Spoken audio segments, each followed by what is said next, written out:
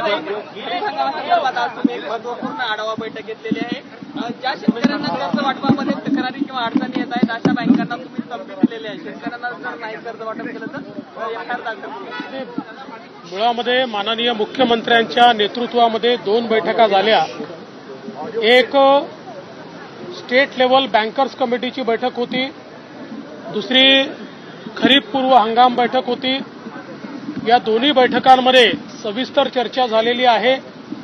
विशेषतः आज आम्ही रिझर्व्ह बँकेच्या प्रतिनिधींना, स्टेट बँकर्स कमिटीला हे सांगितलेलं आहे की प्रत्येक वेळी तुम्ही या बैठकीत सांगता की शेतकऱ्यांवर सिबिलची अट लागू करणार नाही आणि त्यांना सिबिलचं कारण देऊन त्या ठिकाणी तुम्ही कर्ज नाकारता हे खपवून घेतलं जाणार नाही।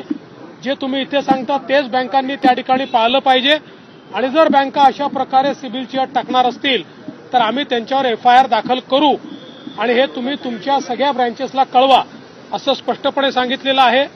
शेतकऱ्यांना कर्ज मिळण्यातल्या ज्या अडचणी आहेत त्या दूर करण्याचा प्रयत्न केलेला आहे।